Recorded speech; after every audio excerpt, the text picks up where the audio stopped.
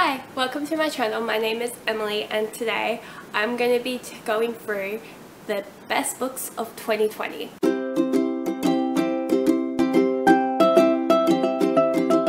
As we all know, 2020 has been such a horrible year for a lot of people, and one of the things I loved about 2020 was that I got to read so many incredible books. So I thought I'd dedicate a video to mentioning some of my favourite books from the last year. So my most ultimate favourite book that I had read in 2020 would have to be the Nevermoor series by Jessica Townsend. As you can see, I've got a lovely shelf here dedicated to this series, and I got the Alcrate Junior box, so I decorated the shelf with things from that box, and I really love how it's kind of set out. I also got some candles from Grace and Honey to deck it out. I will leave the majority of that information in another video. I will be going through these shelves and in an update shelf tour, hopefully by the halfway through the year, so stay tuned for that one. Anyway, yeah, I really enjoyed the Nevermoor series. Like, I read the first two books and I thought, my dumbass thought that the third book had already come out because I was seeing it on Goodreads everywhere. I didn't look at when it was meant to be published or anything. So I went to a bookstore and I'm like, hey, do you have this book? And they're like, no, because it has not been published yet. So I signed up for a waiting list and I got it. And I was so excited to read it, and I was even more excited to get the Alcrate edition box version, and I'm super happy that it's on my shelf and it's like a signed edition, so I'm just super grateful that it's on my shelf, and I love this series. Next book I enjoyed, and one of the best books of 2020, would be The Hate You Give by Angie Thomas. It was a very relevant book for the year that we had last year, and I am very glad I read it when I did, as it gave me a little bit more insight as to what was going on and why Black Lives Matter meant so much to the black community. Even then, like, the feelings that were conveyed in the story were so, it just felt so real, because even though it was a fictionalized like story, it was still things that were happening in our world, which was so crazy to read something like that, and I feel like it is a book that everyone needs to read.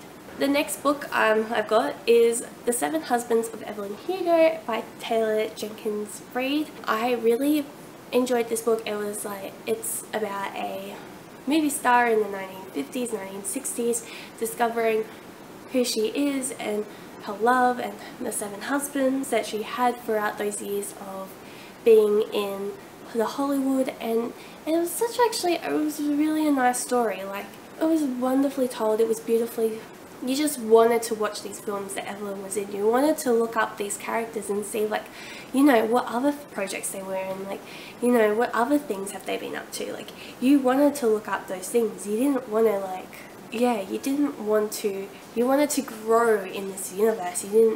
Yeah, it was just so lovely. I'm speechless. I don't know why. Probably because I've been talking for way too long. Next, one of the best books, even though I read it right at the end of the year, it was Illuminae by Amie Kaufman and Kristoff. So I didn't think I would enjoy it as much as I did, but I really enjoy it, and I'm hoping to move on to the next book.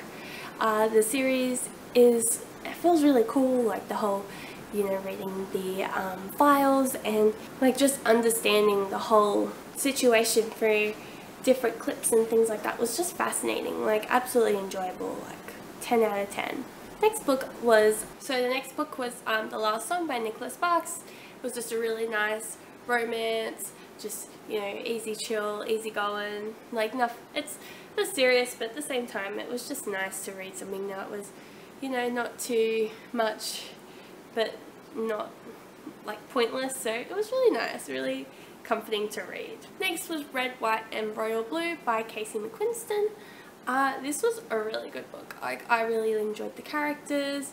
Like, I could obviously see that something like this would probably never happen in real life, and I think something that, for me personally, I got a bit confused with in the book is the title that Prince Henry had, which was the Prince of Wales, which he shouldn't have that title because he's not the next in line in the throne, but that was the like, it was those types of little things that I couldn't really get past because I didn't really understand the whole, well, not that, oh, because I understand like how the royal system works, and that little part just made me a little confused. But other than that, like, the whole romance between Henry and Alex was beautiful. It was amazing, and I loved it so much, and I wish nothing but the best for those two. And the last book on my list is Get a Life, Chloe Brown by Talia Hibbert.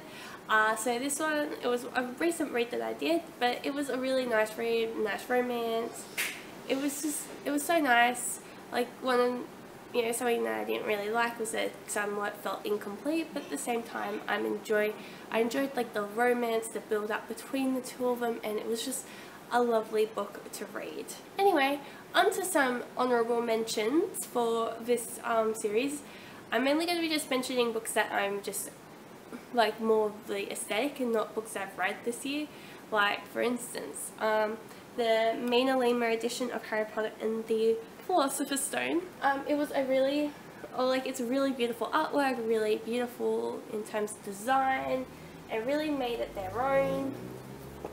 Like, I made a video on this one, I'll link it above, but it's very nice, very beautiful, and I cannot actually wait to read this edition of Harry Potter and the Harry Potter series, especially with the second one coming out soon, and I'm hoping that they get the rest of the books to do such beautiful designs in it, such as like the Diagon Alley. Another book I'm really excited to have is the Hollowpox US edition, which is signed as well, which I absolutely love.